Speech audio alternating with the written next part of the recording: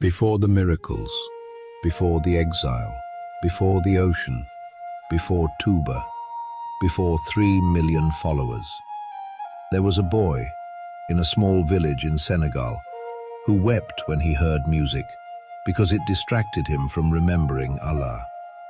Sheikh Ahmadou Bamba Mbake was born in 1853 in Mbake Baol, Senegal. His father was the most respected Islamic judge in the Kingdom of Kajur. His mother, Mame Diara Bousso, was known across the region for her extraordinary devotion to Allah. From childhood, he showed no interest in play, no interest in games. He spent his entire youth studying Quran, Hadith, Fiqh, Aqidah, Tafsir, Arabic grammar, and Tasawwuf, and worshipping. He did not just memorize, he understood. He studied under the greatest scholars of his time. He mastered the Maliki school of fiqh. He mastered Arabic poetry at a level that stunned scholars twice his age. And here is what most people miss about Ahmadou Bamba. Long before the French knew his name, he was already one of the most brilliant Islamic intellectuals in West Africa. This was not a man who happened to become holy. This was a man who built his knowledge brick by brick, book by book, verse by verse, for decades. By the time his father died in 1882, Senegal was in ruins. Every armed resistance against the French had been crushed. The kingdoms had fallen. The marabouts who fought with swords were dead or in chains. The French were building churches on African land and telling Africans that their Islam was primitive, that their knowledge was inferior, that their civilization was nothing.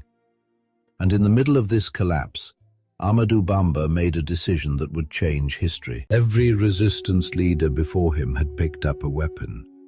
Samori Touré fought. El Hajj Umar Tall fought. Lat Dior fought. They were all defeated. Ahmadou Bamba looked at their example and understood something profound. The French could defeat swords. They could defeat armies, but they could not defeat an idea. They could not defeat knowledge. They could not defeat a man who refuses to fight them on their terms.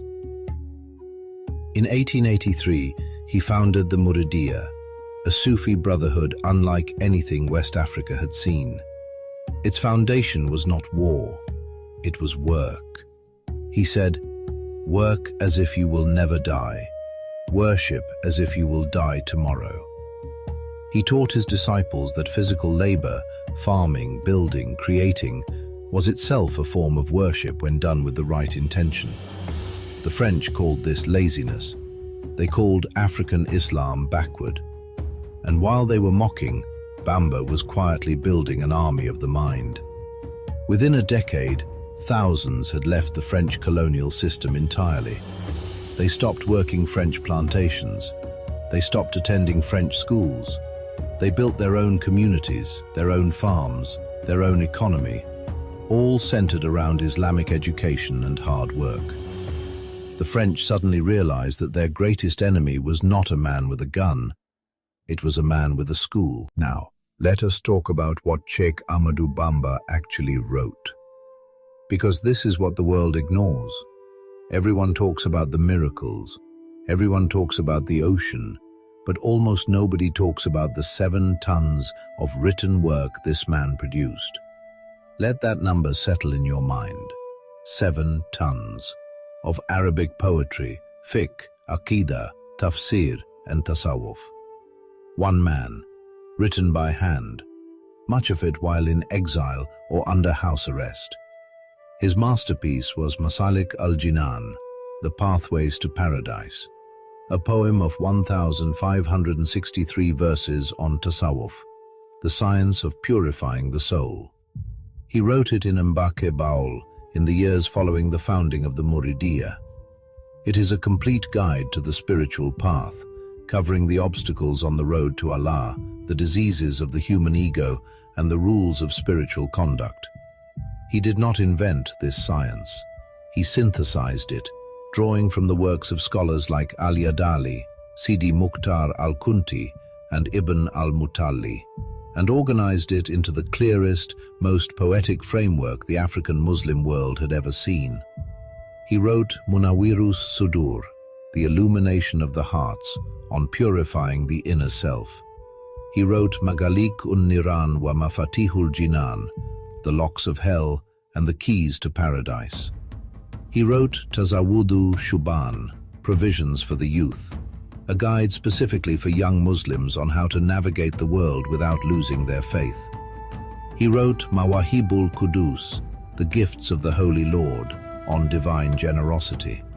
But he did not stop at Tasawwuf. He wrote on fiqh, Islamic jurisprudence. He wrote on Aqidah, creed and theology. He wrote Tafsir, commentary on the Quran. He composed hundreds of qasidas, religious poems praising the Prophet Muhammad, peace be upon him, works like Muqaddimatul Amda, Mawahibu Nafi, and Jasbul Qulub, the attraction of hearts toward the Lord of all hidden things. These poems are recited by millions of murids every single day. Let me put this in perspective. Most Islamic scholars of his era produced a few books in a lifetime.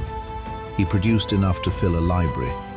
And he did it while being hunted, exiled, imprisoned, and surveilled for 32 years. His pen never stopped, his mind never slowed. He said, "The only weapons I will use against my enemies are the pen and the ink I use to write the praises of my Lord." And he meant it literally. So when you hear the name Ahmadu Bamba, before you think of the ocean, before you think of the lion, before you think of the furnace, think of this. A man who built an entire intellectual framework for how to live as a Muslim in a world that is trying to destroy your faith. A man who wrote the roadmap to paradise while sitting in a prison cell. That is the real miracle. In 1895, the French arrested him. His crime? Preaching Islam. They brought him before the Privy Council in chains, and inside the seat of French colonial power, he knelt and prayed 2 rakats. He acknowledged no authority but Allah. They sentenced him to exile in Gabon, a disease-infested equatorial forest where they sent every African leader they wanted to disappear. Now, this is the part of the story that everyone knows, but almost everyone gets it wrong, and I need you to pay close attention because the lesson here is not what you think. On the ship to Gabon, when the time for Salah came, Sheikh Ahmadu Bamba, in chains, on a ship surrounded by enemies, sailing toward what was supposed to be his death, asked for permission to perform his obligatory prayer. The French captain refused. He mocked him. He told him, "You cannot pray here." Now, what happened next is famous. The accounts say he broke his chains, he took his prayer rug, he threw it on the ocean, and he prayed on the surface of the water. And that is the image everyone remembers, the man praying on the ocean, the paintings, the murals, the taxi art across Dakar, the story that made him a legend. But here is what I need you to understand. The miracle was not that the rug floated. The miracle was not that he walked on water. The real miracle, the one that should shake every Muslim watching this, is that he refused to miss his prayer. Think about what was happening. He was in chains. He was on a ship heading toward death. Every excuse in the world was available to him. He could have said, "I am traveling. I will combine my prayers later." He could have said, "I am a prisoner. Allah will understand." He could have said, "I will pray when I arrive." Every excuse the scholars of fiqh would have accepted was available to him, and he refused all of them. He did not ask, "Can I pray later?" He did not ask, "Can I make it up?" He said, "The time for prayer is now. I will pray now, and if you will not let me pray on your ship, I will pray on the ocean itself." That is the lesson. Not the floating rug, not the walking on water. The lesson is, what is your excuse? You are not in chains. You are not on a ship to your death. You are not surrounded by enemies. You are sitting in your home, in your car, in your office, with a clean floor beneath you and a Qibla you can find on your phone. And you are still missing Salah. He prayed on time on the ocean. What is stopping you from praying on time on dry land? This is what Sheikh Ahmadu Bamba was teaching. Not that he could walk on water. That was Allah's gift to him. His lesson was simpler and harder. Pray, on time, every time, no matter what, no matter where, no matter who says you cannot. The Salah is not optional. The Salah is not flexible. The Salah is the line between you and the one who does not believe. And if a man in chains on a ship heading to death would not miss it, neither should you. To this day, when pilgrims visit his tomb, they face the Atlantic Ocean and pray. Not because the ocean is holy, but because it reminds them there is no circumstance, no situation, no prison, no ocean, no excuse that is big enough to stand between you and your Lord. For 7 years, he was exiled in the forests of Gabon. They put him in a cell strewn with barbed metal so he could not sit or lie down. They tried to starve him. They isolated him from every human being, and in his own writing, the Jazao Shakul, he admits something extraordinary. Each time I recall this night, I felt like having recourse to arms. But Al-Mahi, the prophet, forbade me. He wrote, "Each time I recall this night, this governor and the ignominy of the conditions of this detention, I felt like having recourse to arms. But Al-Mahi, the eraser of sins, the prophet, peace be upon him, forbade me." Think about what he is saying. He is admitting, honestly, that there were moments he wanted to pick up a sword. He was human. He was in agony.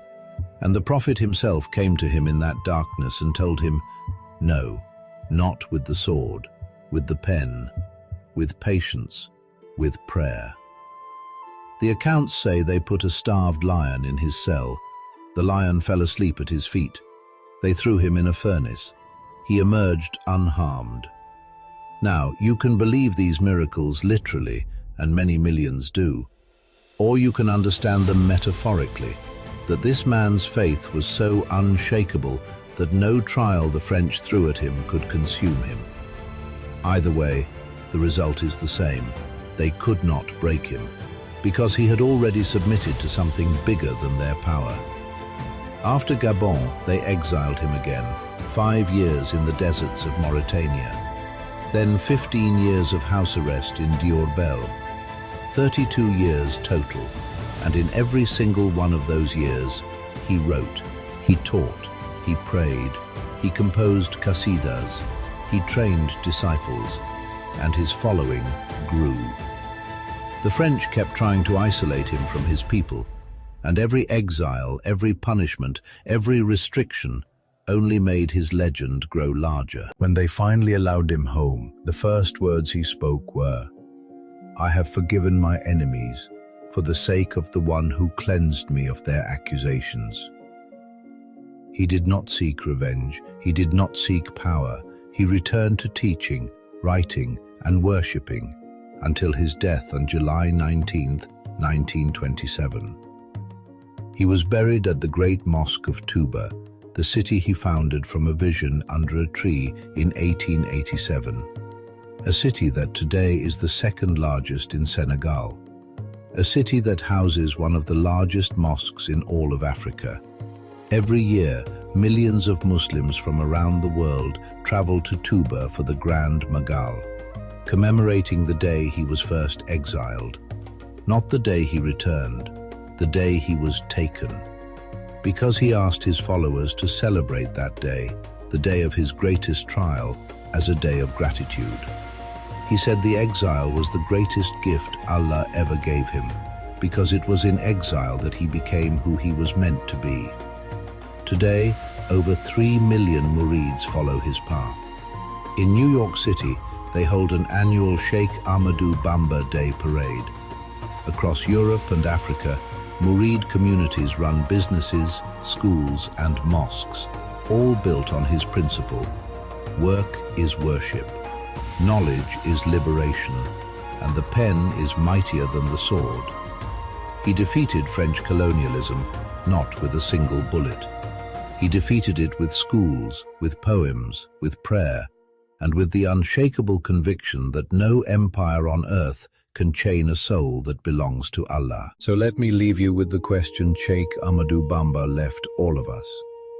He prayed on time, on the ocean, in chains, heading toward death. And he wrote 7 tons of knowledge, while in exile and under house arrest. He built a city, a brotherhood, and an intellectual tradition that outlasted the empire that tried to destroy him. What have you built? What have you written?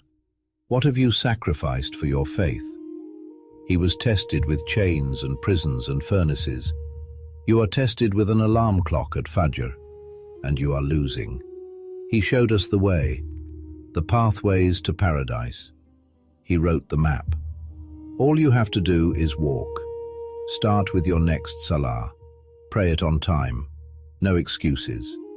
If he could do it on the ocean, you can do it on dry land. Subscribe to Gando Media. Share this with everyone you know. And read Masalik al-Jinan, The Pathways to Paradise. His words are still alive, and they are waiting for you.